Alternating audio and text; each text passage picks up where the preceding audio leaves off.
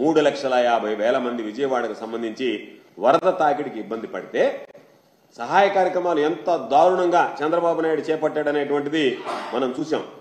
ఎక్కడో దగ్గర రోజుకు ఒక కాన్వాయ్లో వెళ్ళడం, గంటల కొద్ది సమీక్షలు సమావేశాలతో కాలయాపన చేయడం, ఏదో చేస్తున్నాననేటువంటి భ్రమ ఇతర ప్రాంతాలకు కల్పించడం తప్ప వాస్తవానికి ఎక్కడైతే వరద ప్రభావిత ప్రాంతాలు ఉన్నాయో అక్కడ ఎవరైతే ప్రజలు ఇబ్బందులు పడ్డారో వాళ్ళ గురించి పట్టించుకున్నటువంటి దాఖలాలు లేవు.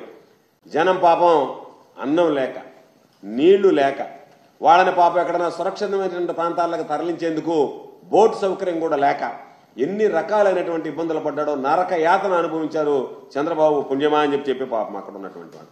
నువ్వు రాత్రి దాకా కూర్చోవడం, రాత్రి పొద్దుపోయాక ప్రెస్ మీట్లు పెట్టడం, కాకి లెక్కలు కట్టడం, నీ వ్యవహార శైలి ఏ విధంగా తయారైందంటే నీ ఇళ్ళు మునిగిపోతే నువ్వు కలెక్టరేట్లో బస్సులో పడుకొని నేను ఇంటికి నీకు పోవడానికి దారి లేక ఇంట్లో ఉండలేక నేను కలెక్టరేట్ను వదిలి వెళ్ళిపోవాలి అని అంటే మీ అన్ని పనులు అయిపోయిన దాకా వరదలు తగ్గిన దాకా ఉంటానని చెప్పి ఇంట్లో వరద తగ్గిన దాకా బస్సులో పడుకొని దానికి కూడా కలరింగ్ ఇచ్చినటువంటి నీచమైనటువంటి చరిత్ర చంద్రబాబుది అని చెప్పుకోవాల్సినటువంటి పరిస్థితి.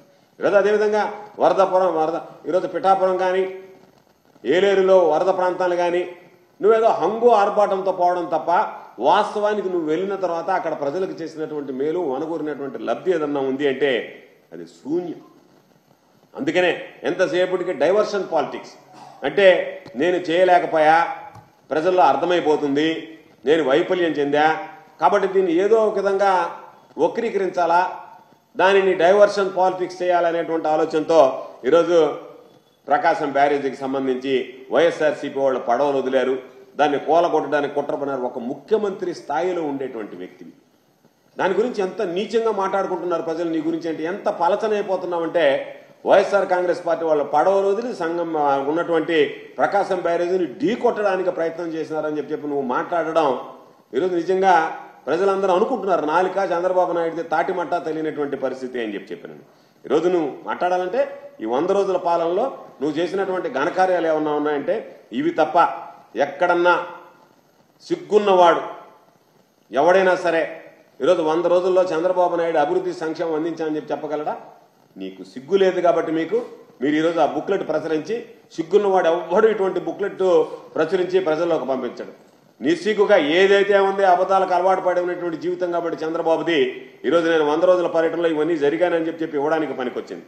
నువ్వు చెప్పినటువంటి మాటలు, ప్రజలకు ఇచ్చినటువంటి హామీలు ఎంత నిస్సిగ్గుగా రాసావంటే ఒరే ముఖాన ఏమన్నా చీకొడతారేమనేటువంటిది కూడా లేకుండా 16,437 టీచర్ పోస్టులను నేను మొట్టమొదటి సంతకం పెట్టాను అన్నావు. సంతకం పెట్టావు, ఆ తర్వాత ఏమైంది? ఇప్పటికీ కనీసం ఎగ్జామినేషన్ షెడ్యూల్ వచ్చిందా? అప్లికేషన్స్ తీసుకున్న ప్రాసెసింగ్ జరిగిందా? కాబట్టి సంతకం పెట్టావు, సంతకం పెట్టి దాన్ని అటకెక్కించావు తప్ప ఎక్కడన్నా దాని మీద ఒక స్పష్టత.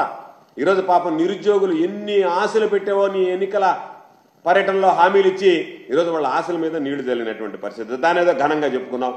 ఈరోజు అందరికీ చెప్పావు 25 కేజీలు బియ్యం ఇచ్చానన్నావు, పామాయిల్ ఇచ్చానన్నావు, బంగాళాదుంపలు ఇచ్చానన్నావు, చక్కెర ఇచ్చానన్నావు, కందిపప్పు ఇచ్చానన్నావు, బిస్కెట్ ప్యాకెట్లు ఇచ్చానన్నావు, పాల ప్యాకెట్లు ఇచ్చానన్నావు.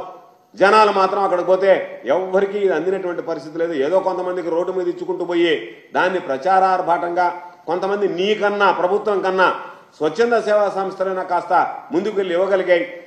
అంతే తప్ప ఎక్కడ కూడా నువ్వు ఈరోజు ఇవ్వకుండా దానికి సంబంధించి అనేక భూ సంస్కరణలు తెచ్చాం వైఎస్ఆర్ కాంగ్రెస్ పార్టీ హయాంలో.